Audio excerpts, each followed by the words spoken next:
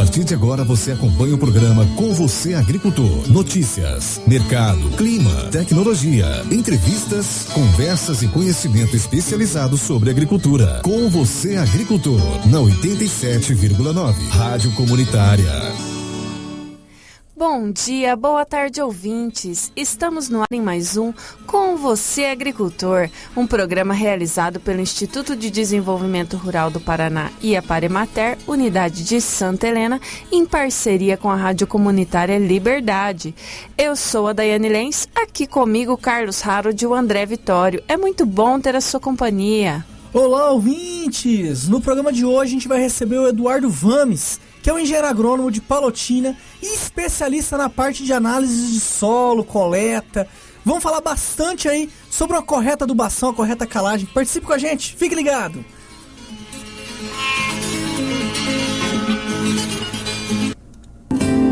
Rural em Foco. E mais uma vez vamos iniciar o nosso Rural em Foco com as notícias do bloco agrícola. E o USDA apresenta nova piora nas lavouras de soja e milho dos Estados Unidos no boletim desta segunda-feira. Então, novamente baixou as previsões para a soja. O índice baixou de 57% para 56% as lavouras em boas condições. Diminuiu então 1% da semana passada para cá. E no milho reduziu as previsões de 62% que estavam em boas condições para 60%. Lembrando que a gente está caminhando na safra americana aí já do meio para o final também, né? Já está no período aí que já está se definindo as coisas. O que tem indicado que não vai ser uma boa safra lá também. Milho, segundo o CPEA, a procura enfraquecida e baixa liquidez pressionam o indicador. Carlos, comenta um pouquinho pra gente sobre esse preço do milho e traz já as cotações. Então, o milho, de modo geral, no Brasil, vai se colher um pouco menos do que a previsão, né? Vai ter uma quebra de safra boa aí. E os produtores que têm condição de segurar o produto estão segurando, principalmente por quê? Porque agora está vencendo os custeios e eles acreditam que, como está em plena colheita do milho aí, né, quase todas as regiões, aquele produtor que fez financiamento, ele vai ter mais pressa de vender e com isso o preço vai dar uma segurada. Aquele produtor que tem condição de segurar, está segurando o produto, acreditando que esse preço vai subir ainda mais, aguardando vender no próximo trimestre esse produto. Com relação às cotações, da semana passada para cá, a gente teve na nossa região aqui de Santa Helena uma redução dos preços dos grãos, né? A soja está sendo cotada a R$ 158,00 a saca, semana passada estava R$ 160,00, então caiu R$ 2,00. O milho está em R$ 91,00, caiu R$ 4,00 semana passada para cá, e o trigo R$ 87,00, R$ 3,00 a menos semana passada para cá. Essa queda do milho na nossa região é explicada pelo quê? É explicada principalmente porque os produtores estavam bem pessimistas com relação à safra, muita gente acionou pro agro, e as colheitas que estão ocorrendo nessas últimas semanas agora, tem se mostrado que as áreas produziram um pouco melhor do que o esperado, né? A gente está tendo aí uma média nas áreas aí em torno de 130 sacas por alqueire, que não é uma média tão ruim que dê pro agro, né? Nesse sentido, então tem dado um pouco mais de milho do que o esperado aí, graças a Deus, nas colheitas, porque a gente estava bastante preocupado. Na nossa região, né? Isso. Vamos continuar falando de milho. Quebra na safrinha faz o Paraná entrar em briga para comprar milho e em 3 semanas o Brasil já importou mais milho do que todo em agosto de 2020. Então, em vez de 14 milhões de toneladas de milho que estava previsto inicialmente no Paraná para ser colhido, o Paraná está com a previsão aí que vai colher apenas 6 milhões. Isso aí já começa a preocupar. O presidente do Sindicato das Indústrias de Produtos Avícolas do Estado do Paraná, Irineu Costa Rodrigues, ele reitera assim que a escassez do cereal já é uma realidade e que deve se intensificar entre o fim de 2021 e o início de 2022. E quais são as preocupações dele? A preocupação dele é que com o preço do dólar a R$ 5,00, esse produto vai chegar muito caro no porto brasileiro. E mais, ele coloca que nossa estrutura portuária ela está adaptada a levar produto do interior para frente. E agora a gente vai ter que buscar produto do porto para o interior, né? Então normalmente se vem com adubo e se volta carregando grãos. E esse ano a gente vai ter que vir com adubo e com milho e não tem o que levar de volta para o porto. Então isso pode encarecer ainda mais o custo de produção aí, produtos cárneos, e pode faltar um pouco mais de milho. Isso vai considerar que vai subir mais o milho, né? Tendência. Agro brasileiro tem exportações de 11,3 bilhões de dólares em julho. Aí eu vou puxar aí uma sardinha aí, uma brasa para minha sardinha, né? Quem despertou aí um maior interesse nas exportações foram os pescados, né? Principalmente aí a lagosta congelada. Os Estados Unidos aí são um grande importador dos pescados brasileiros. Mais de 60% dos pescados brasileiros são importados pelos Estados Unidos. E o Paraná recentemente despontou à frente aí no ranking de exportação de pescado, né? E exportando tilápia também. Então teve destaque aí os pescados nas exportações dos produtos brasileiros. Vamos falar um pouquinho de mandioca. Com oferta reduzida, a média nominal é a maior desde outubro de 2020. Com esse problema da seca, com a dificuldade da colheita, tá se pagando melhor na mandioca, né? Tá em torno aí a tonelada de R$ 490 a tonelada, de acordo com a média CPEA. É um bom valor? Comparativamente com os grãos aí que vem tomando espaço nas áreas de cultivo, ainda não é aquele espetáculo, né? O produtor de mandioca aguarda um preço melhor ainda, mas já é um sinal que está reagindo o mercado. Etanol, segundo o CPEA, indicadores sobem por mais uma semana. E vai continuar subindo, né? Com o preço do dólar subindo aí, questão dos combustíveis aí, a previsão é que o etanol tenha uma subida. E também a questão do açúcar, né? A exportação do açúcar. O açúcar também está subindo muito no critério de exportação. Então tudo isso vai ajudar. Infelizmente, o preço do combustível tende a continuar subindo aí mais uns períodos. Vamos para as notícias do bloco pecuário. O volume exportado de carne bovina desacelera na terceira semana de agosto, mas ainda há expectativa de recorde. Bom dia, pessoal. Boa tarde. Ainda existe expectativa de que se bata o recorde de exportação esse mês, apesar da desaceleração nesse fim de agosto, mas vamos esperar que a tendência é manutenção. A gente vê isso nas cotações. A cotação do boi gordo na Praça de Toledo é estável da semana passada para cá, se mantendo em R$ 310 a arroba, e em Cascavel houve uma leve queda de R$ 306 para R$ 302 nessa semana. Falando ainda de boi gordo, está tendo uma queda de braço entre frigoríficos e produtores. Com o custo só aumentando, principalmente na alimentação, questão dos grãos, os produtores tentam puxar o preço um pouquinho para cima, enquanto os frigoríficos não conseguem repassar esse preço mais ao consumidor. Então essa queda de braço, a tendência é se manter. Para o consumidor, essa é uma notícia não tão ruim, né? Porque se esperava que esse preço pudesse chegar a R$ 340 a arroba, e a gente já tá até outubro, a gente está em agosto e está se mantendo na faixa dos 300. André, questão de boi gordo aí, muitos estados produtores nos últimos anos tiveram aí investimento na parte de confinamento, né? Pelo menos a terminação era feita em confinamento. Diante aí do preço da alimentação animal, há uma tendência desses locais voltarem esse gado a pasto? Não. A terminação, a tendência é que ela continue sendo em confinamento pelo aproveitamento melhor das áreas, mas assim, a parte antes da terminação muito provavelmente vai se tentar diminuir o custo, né? Daí você vai trabalhar a pasto sim, como se trabalha em Goiás, em Mato Grosso, em outras regiões que se tem área, lá eles vão tentar sim trabalhar mais a pasto, mas a terminação em si, aqueles 90 dias antes do abate, a tendência é que se mantenha em confinado. Embarques de carne suína brasileira seguem em ritmo positivo. Então, vem estabilidade, na verdade, o preço não sobe nem desce faz um tempo. A tendência é manutenção. Para o produtor isso é excelente, não tem previsão de queda no preço pago ao produtor, pelo menos. No entanto, os custos continuam subindo. Faturamento com exportação de carne de frango já superou o total registrado em agosto de 2020, mesmo com preços estáveis ou com leves quedas. Comenta um pouquinho para nós sobre o mercado do frango, André. O mercado do frango, assim como o de suínos, ele vem mantendo, né, mais estável ainda que o de suínos. O de suínos teve umas flutuações naquela questão da peste suína africana, se a China ia comprar ou não. Em compensação, o frango ele vem em manutenção, teve um pouco de medo ali do mercado do Oriente Médio diminuir a compra, mas não ocorreu de fato. Então ele vem estável, vem mantendo, que não é o mesmo cenário dos ovos, né? Isso, então vamos falar dos ovos. O mercado abriu a semana com nova queda nos preços e as baixas consecutivas vão tornando a situação do produtor cada vez mais insustentável. Então, teve uma leve subida há uns dias atrás no preço dos ovos pago ao produtor, só que não compensou o aumento que teve de custos ainda, e isso vem de novo baixando. Então a pressão do consumidor é muito grande sobre o produto, que é a proteína mais barata de origem animal. Então essa é um mercado bastante complicado, né, para quem não é integrado especialmente. Vamos para os nossos avisos e notícias diversas. Ferrogrão é uma solução estratégica e ambiental para o país e vai superar os interesses estranhos.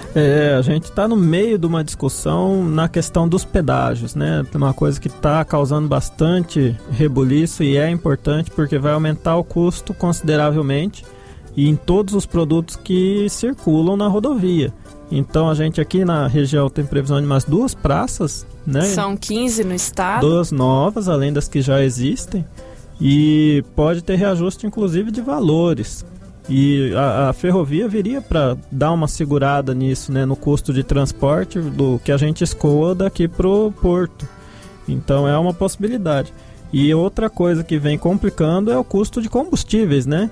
A gente falou do etanol, mas tem uma notícia da gasolina também. A Agência Nacional do Petróleo, a gasolina está mais competitiva em todos os estados e já supera os R$7. Então, e a gente está tendo crise de conflitos no Oriente Médio. Isso é uma coisa que geralmente acarreta aumentos no petróleo. Aumento no petróleo, aumento internacional, aumento no Brasil também, vai subir mais ainda esse combustível. Então a gente tem complicações aí no custo do transporte muito grande daqui para frente. Aproveitando, vou fazer um convite a você, produtor que está nos ouvindo. Na quinta e na sexta-feira agora, a gente vai dar início ao curso de MIP Soja. Então é um curso, aquele da famosa batida de pano, né? A gente vai fazer um trabalho aí com 16 propriedades na questão do manejo integrado de pragas, e eu ainda tenho 3 vagas ainda. Para o produtor que está interessado, nos procure no escritório do IDR, que a gente passa mais informações. Essa questão do curso de MIP, né, que é dado pelo Senar, vamos falar que esse ano ele vem com uma metodologia diferente, né, Carlos? Ele vai ser dado, então, essa semana uma parte teórica, né, para todos os produtores que vão participar, mas depois o instrutor do Senar vai na propriedade, né? Vai ser a única etapa teórica esses 2 dias, na quinta e na sexta-feira, na qual vai ser apresentado as pragas, as doenças, vai ser organizado o trabalho, e depois, durante todo o cultivo da soja, o instrutor vai semanalmente fazer visita nas propriedades e acompanhar junto com a pessoa que estiver participando do curso como é que está a lavoura, se é o momento certo de aplicar, qual o problema que está tendo. Então vamos discutir junto. Então é um curso muito bacana que vai dar poder de decisão ao produtor. Eu acho que o produtor que está na atividade, ele tem que conhecer melhor a atividade, e é uma baita oportunidade você estar aí com uma pessoa com alta formação, né, que vai ser aí o instrutor, podendo dar essa orientação aí. Produtor interessado, nos procure no escritório DR. Lembrando que para ter o MIP milho depois, tem que fazer o MIP soja, né? Tem que fazer o MIP soja. Vamos para as notícias para o nosso bloco climático, então, nossa previsão do tempo desta semana.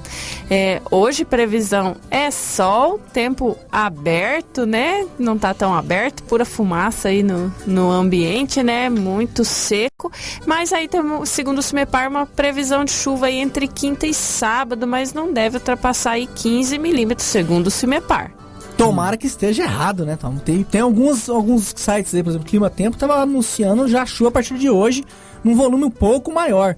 Tomara que a gente esteja errado igual a semana retrasada, né? Que a gente falou que não ia chover e caiu uma chuva no outro dia lá. A gente erra com uma certa frequência a previsão do tempo. Hoje nenhuma previsão do tempo está sendo eficiente a ponto da gente confiar para lavar roupa, né? Então tá complicado. Tá complicado. Bom, a gente deu uma andada aí no interior de Santa Helena no domingo. Acho que a maioria das lavouras que não terminou de colher estava em processo de finalização, né, André? Pois é, a gente acompanhou bastante as máquinas todas na estrada, né? Todas trabalhando, inclusive quem tiver na estrada esses dias agora, cuidado, né? Máquinas agrícolas estão rodando para todo lado e a gente tem uma ocorrência de acidentes aumentada nesse período. Então, muito cuidado com quem está na estrada aí, que está tendo movimentação de máquinas, porque o produtor tem pressa em colher. E se já colheu, pode chover, né, Carlos? Com certeza, se colher. A chuva está sendo bem-vinda em qualquer época, né? Tanto que a coisa está feia, que venha. Vai atrapalhar um pouquinho a colheita? Vai, que a gente tem uma previsão de colher ainda até meio da semana que vem, se não chover. Colhe-se tudo, mas tenha alguma coisa para colher ainda. E após a chuva aí, prevista um pouco a redução das temperaturas também. Também, tomara, porque tá calor. É isso aí, gente. Vamos dar uma paradinha, um breve intervalo para o nosso bloco de apoiadores. Voltamos já com o nosso convidado falando sobre análise de solo e correção de solos. Até já!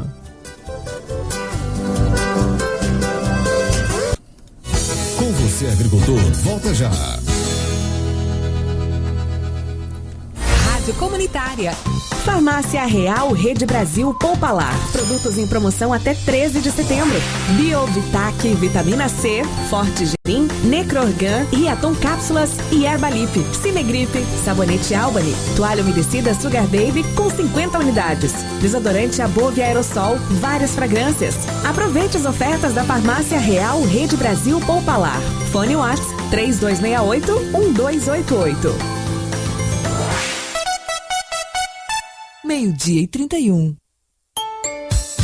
Modernidade. É assim que a Autoelétrica Imã resolve o problema no seu veículo. Além da equipe de primeira, tem um aparelho Raster, que escaneia e encontra rapidinho onde está o defeito. Na Autoelétrica Imã você também conserta radiador e encontra serviço de guincho 24 horas por dia.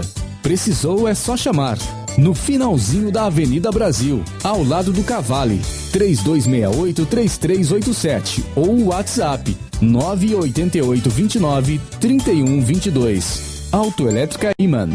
Azulord Telhas de Aluzinco e Ferragens oferece em Santa Helena tecnologia e qualidade para telhados com conforto térmico e proteção acústica. Telhas trapézio de 25 ou de 40 e onduladas de 17. E ainda, telha transparente ou leitosa com passagem de luz para economizar energia. Azulord trabalha com telhas de aluzinco, vigas, estruturas metálicas, coberturas e tesouras para construções de residência, galpão, chiqueirão e aviário. Produtos exatamente na medida, sem desperdício. E agora também tem serviço de muque para levantar até 11 toneladas. Zulord, na Praça da Criança, ao lado do Bradesco, 32684000 ou WhatsApp 999518344.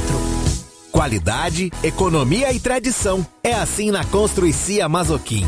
Lá você encontra o atendimento perfeito para te ajudar na escolha dos materiais de construção, dos acabamentos, itens de reparo, ferramentas, materiais de jardinagem e das tintas Renner. Vem para Mazoquim e aproveite as ofertas com agilidade na entrega. Avenida Brasil 700, ligue 3268-1498 ou solicite atendimento via WhatsApp 98802-1498.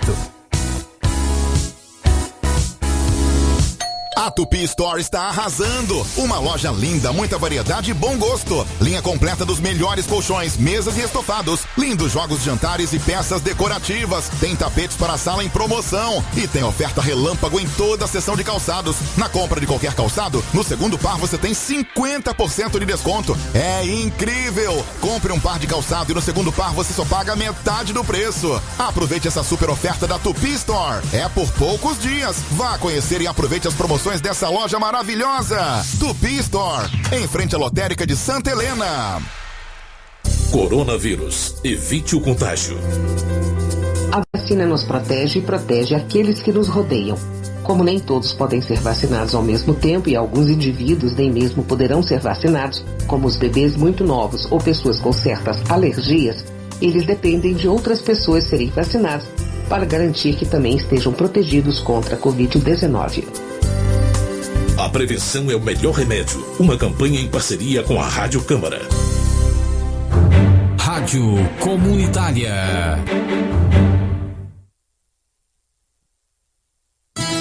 Voltamos com o programa Com Você, Agricultor.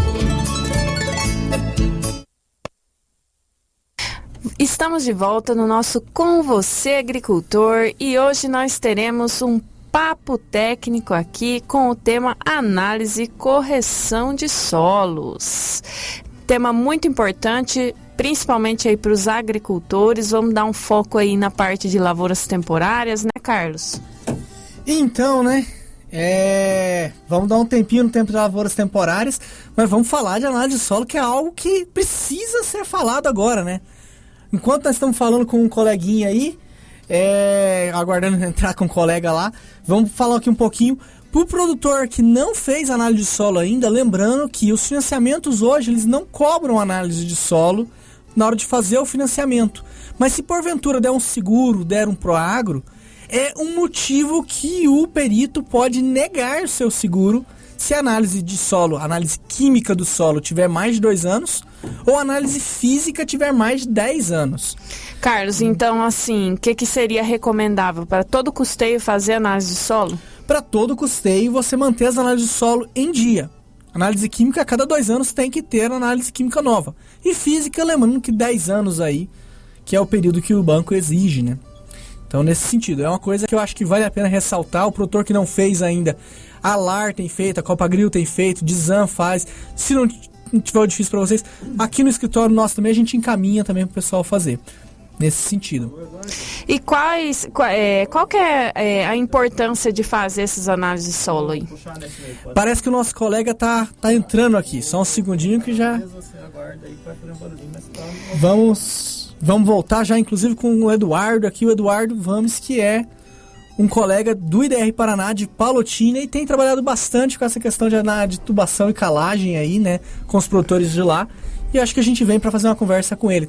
Então vamos falar com o Eduardo, ele que é agrônomo, né, formado pela UniOeste, é extensionista do IDR Paraná lá em Palotina, assim como o Carlos falou, especialista aí nessa parte de correção de solo, né? Bem-vindo, Eduardo, boa tarde, obrigada por aceitar o nosso convite. Boa tarde, Daiane, André, Carlos. A gente que agradece a oportunidade aí de estar falando para o pessoal de Santa Helena. Eu estava conversando aqui com o Carlos antes de você entrar e até fiz uma pergunta para ele, não me respondeu não. Qual que é a importância para o produtor aí, para o agricultor fazer uma análise de solo, né? A análise de solo é o ponto de partida de todo manejo em termos de fertilidade que o produtor vai adotar na lavoura dele, ou pelo menos deveria ser, né? Então, e a boa amostragem, ela é de suma importância porque uma amostragem mal feita vai gerar uma análise mal feita, né? Se você amostrou de forma incorreta, nem o melhor laboratório do mundo vai conseguir corrigir esse erro na hora de fazer a análise, né?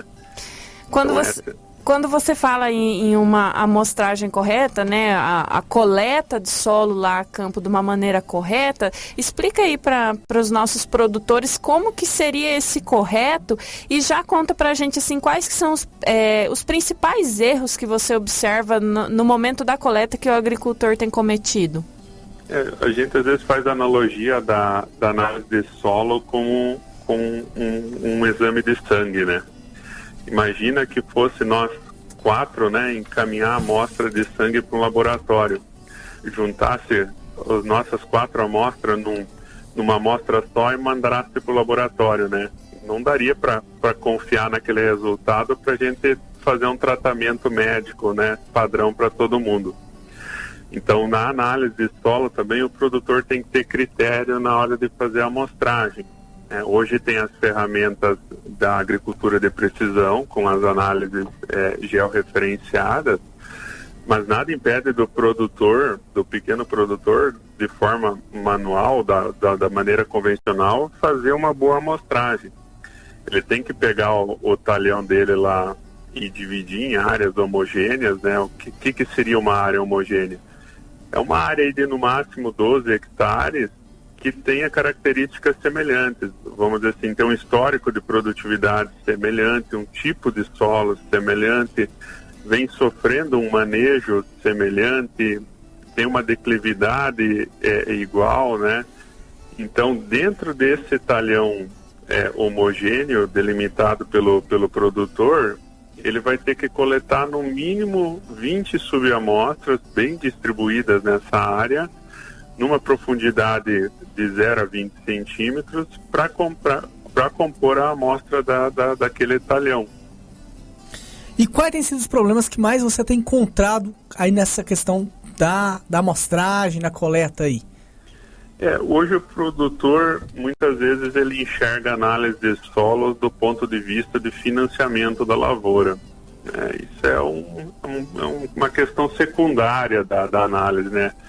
Eu defendo que a análise de solo ela precisa ser feita anualmente, bem feita, e com critério, né? O que a gente vê, o produtor às vezes tira a amostra só num ponto do talhão, só na área fraca, só na área melhor, conforme a necessidade, não tira vários pontos, às vezes tira 2, 3 pontos apenas no local, e às vezes com uma análise só quer representar toda a lavoura dele, sendo que há diferenças visuais ali em termos de produtividade entre uma porção e outra, né?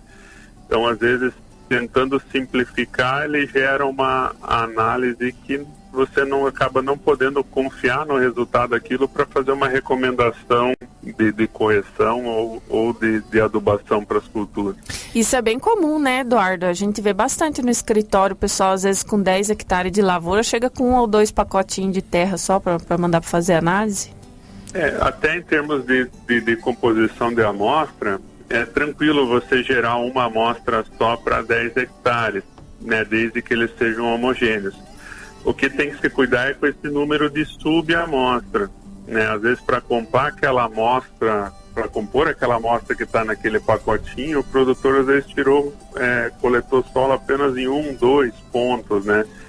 Sendo que teria que coletar aí no mínimo em 20 subamostras para gerar uma confiabilidade naquele resultado e acima de 90%, em especial para alguns nutrientes que têm uma variabilidade maior espacial, né, que é o caso do fósforo, magnésio e cálcio. Aproveitando, tem uma demanda do pessoal perguntando pra gente se não vale a pena fazer uma análise de 20 a 40 centímetros. Vale a pena fazer uma análise um pouco mais profunda de vez em quando para ver como é que tá? Vale a pena. Ela é importante para tu conhecer como é que tá o teu perfil de solo do ponto de vista químico, né? Se tu tem algum problema de alumínio em subsuperfície que está limitando o crescimento do sistema radicular, ou até mesmo baixos teores de nutrientes nessa camada de 20 a 40 que não está favorecendo o sistema radicular das culturas explorar essa camada. Então ela é muito importante e complementa a análise da camada superficial de 0 a 20. Um avanço maior ainda, a hora que o produtor já estiver desenvolvendo bem nessa área de amostragem e manejo da fertilidade com o critério da análise de solo, é estratificar ainda mais, fazer 0 a 10, 10 a 20 e 20 a 40, né?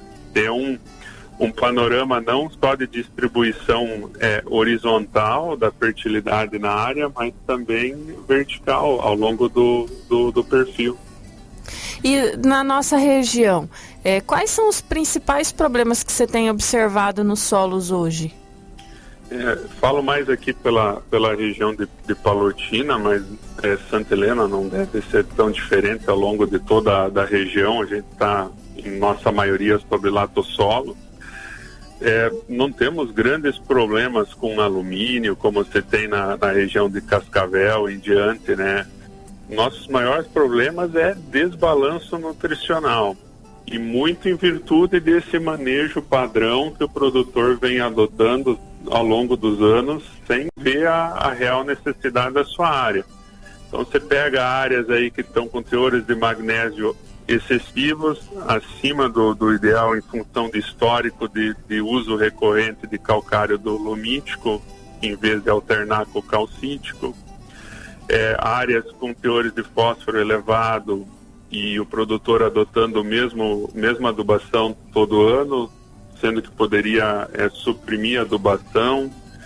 Então, é mais nessa questão de desbalanço nutricional pela não adoção de critério técnico na correção e na fertilização das áreas. Aí a análise ela tem bastante importância, né? Porque o produtor ele só pode traçar uma estratégia de correção do solo a partir do momento que ele conhece. Isso implica diretamente também na redução dos custos, né? Porque pelo preço dos insumos hoje, cada vez na tendência a subir, ele pode estar colocando demais alguma coisa que não tem necessidade, né? E deixando de colocar alguma coisa que pode aumentar a produtividade. A gente percebe, por exemplo, aqui tem a tradição ou é costumeiro a utilização de dejetos como fertilizantes nas lavouras, né? Principalmente cama de aviário aqui no nosso caso. Então, áreas com histórico de aplicação de cama de aviário, com teores de fósforo elevado, e o produtor ainda mantendo a adubação normal, gastando mal aquele recurso destinado ao fertilizante, que hoje é bastante representativo no custo de produção. Quando ele poderia suprimir fósforo e investir, de repente, num cloreto para suprir potássio, que eventualmente está baixo, ou não está sendo fertilizado na demanda de extração da cultura da soja, né? Então, a análise vai permitir, com critério, você investir melhor esse recurso do fertilizante. Aqui em Santa Helena, além da cama de aviário, a gente tem aí algumas áreas com bastante questão da fertilização com dejeto suíno, né? Principalmente para pastagem. Tem algum problema na parte de correção de solo que é mais comum nessas áreas?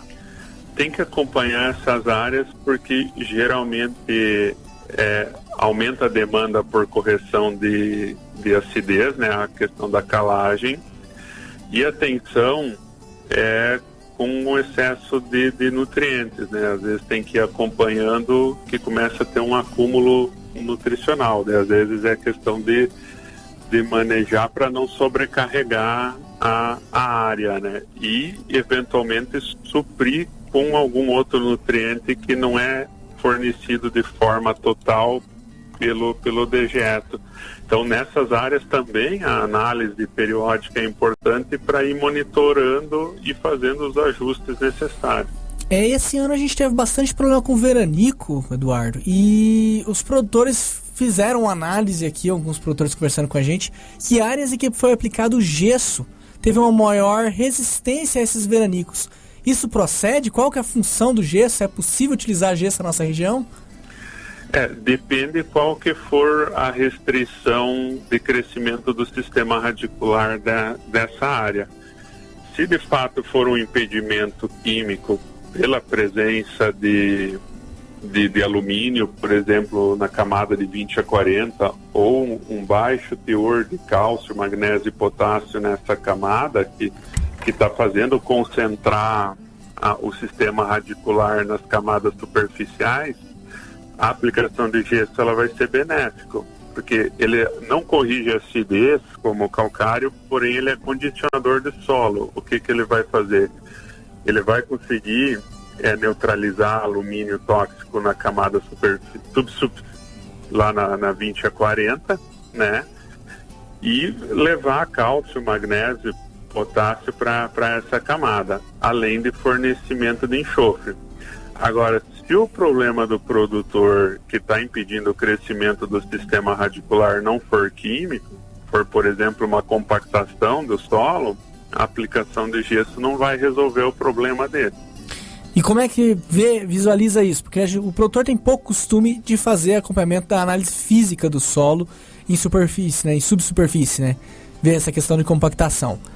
E a gente sabe que o trânsito de máquinas nas nossas áreas aqui é bastante intenso. Como é que o produtor pode acompanhar essa questão da compactação? A compactação, geralmente, ela começa a dar sintomas visuais na lavoura, né? Você começa a perceber deformação no sistema radicular das plantas cultivadas. É uma concentração desse sistema radicular na camada superficial, né? Principalmente na soja, você percebe isso, que é uma cultura com raiz pivotante, você vê essa raiz enovelando ali.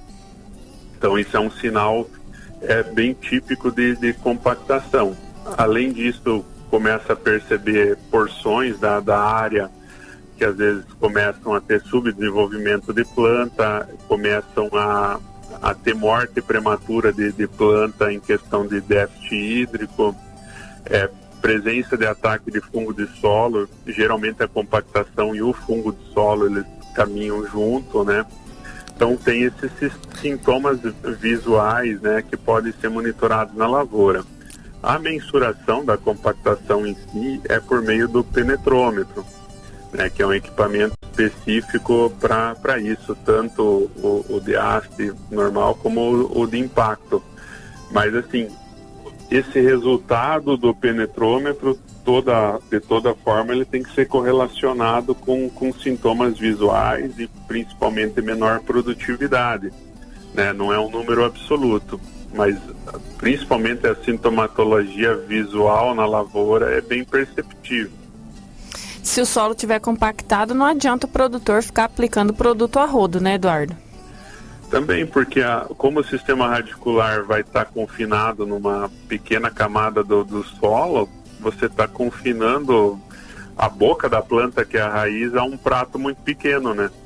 Então, primeiro que não vai acessar todo o teor de nutriente que demanda, e o mais grave é que não vai ter acesso à água, né? Insuficiência, né? Que é o maior limitante à produtividade. Você tem observado com frequência isso aí começando a ocorrer na nossa região também? A gente percebe que muitas áreas estão sofrendo com questão de compactação, em diferentes níveis e com manifestação diferente ao longo dos anos, muito correlacionado com o suprimento hídrico observado durante a safra, né? O quanto choveu, né? Anos que chove à vontade, às vezes não se percebe tanto os efeitos, mas quando dá os veranicos no meio da safra, aí, às vezes com 15 dias você já percebe lavouras com plantas morrendo, né? Então é claro que tem algum problema aí. Então tem se tornado cada vez mais comum nas nossas lavouras, muito em função da não adoção de rotação de culturas, né? Da gente estar fazendo há muitos anos sucessão de soja e milho safrinha, e acaba comprometendo a estrutura do solo. Nesse sentido, vale a pena o produtor apostar aí no plantio de alguma planta que faça essa descompactação do solo? Nabo forrageiro, né? Rotação ou gramíneas, cultura, né? Tanto com nabo, forrageiro e pivotante, ou eles integrando os mix agora, né, em composição com aveia e outras espécies, a própria braquiária, né, o consórcio do milho com braquiária pelo sistema radicular bastante agressivo da braquiária, eles colaboram bastante para a minimização do problema. A grande questão da compactação é que ela só se resolve com manejo, então você não resolve de uma hora para outra. Às vezes é um trabalho de várias safras. E mesmo a solução imediata do produtor, que é o revolvimento do solo, ele tem que ser feito com critério. Muitas vezes o produtor acha que vai escarificar o solo para plantar soja na sequência, né? Então, às vezes, você está, num curto prazo, piorando aquele problema que você já tinha implantado na área.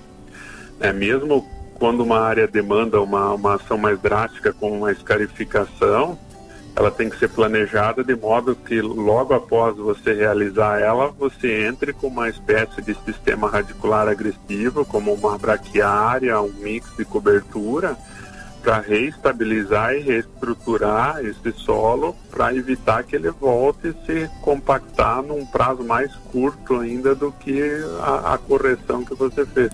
Então o certo é fazer a escarificação depois da safrinha, vamos dizer assim, nesse intervalo, e entrar em seguida com a cultura de inverno. Na verdade, dentro da nossa janela agrícola, seria não fazer a safrinha. Não fazer a safrinha e fazer. E no lugar do milho safrinha, entrar com uma espécie como uma braquiária solteira nas regiões mais quentes, ou se esse trabalho ficar mais próximo do inverno com um mix de cobertura, ou até mesmo de repente faço precocemente, entro com milheto, rolo milheto e planto trigo na sequência, tem que entrar com o sistema radicular. É uma correção para o cara esquecer da safrinha e posicionar na entre-safra e fazer com critério, de modo a não no outro ano já está com o mesmo problema ou pior do que estava já.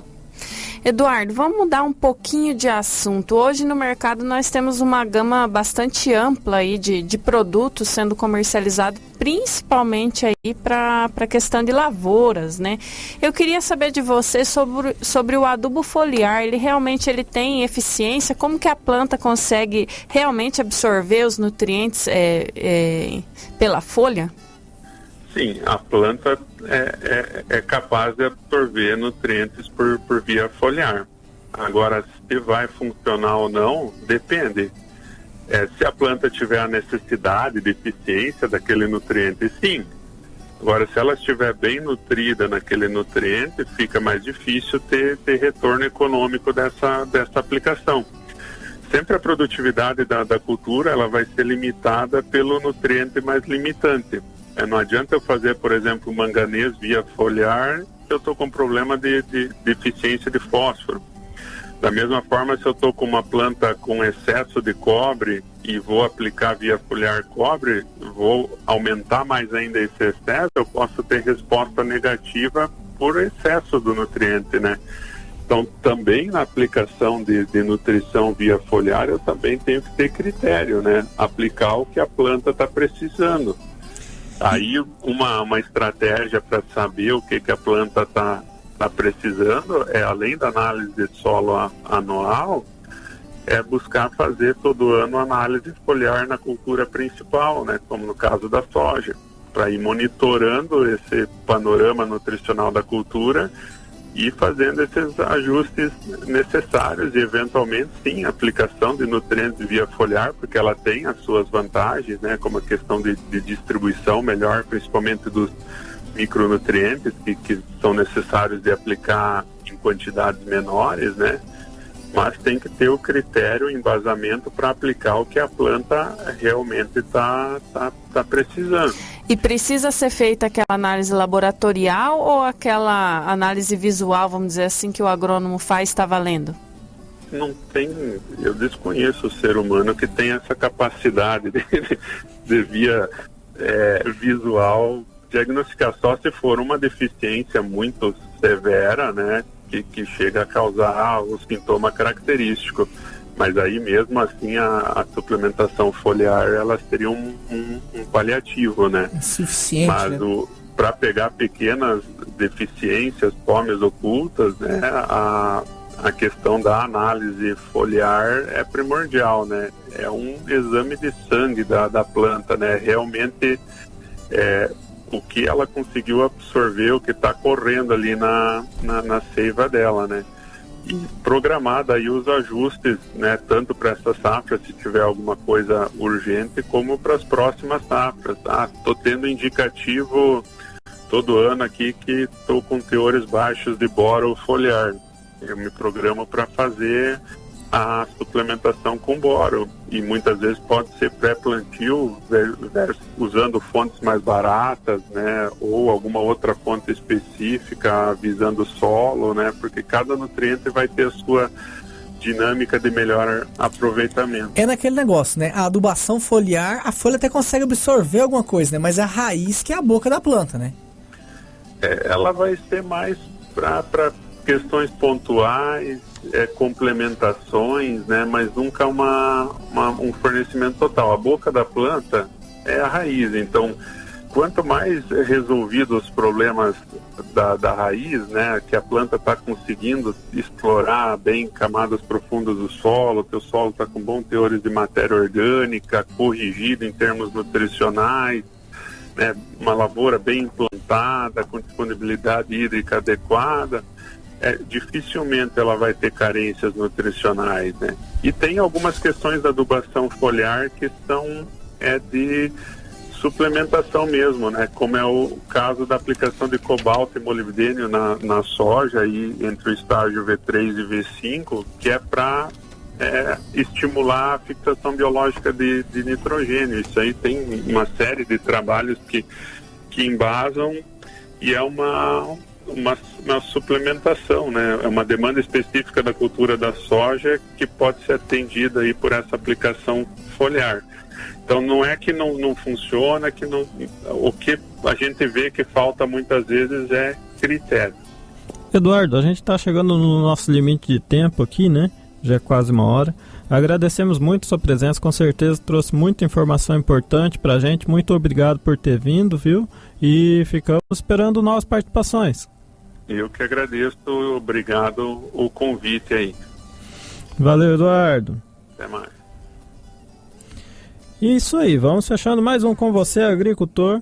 Um programa realizado pelo IDR Paraná Antiga Emater. Foi ótimo ter a sua companhia. Semana que vem estamos de volta. Contamos com sua presença novamente. Acompanhe-nos nas redes sociais ou contate pelo telefone 3268-2020.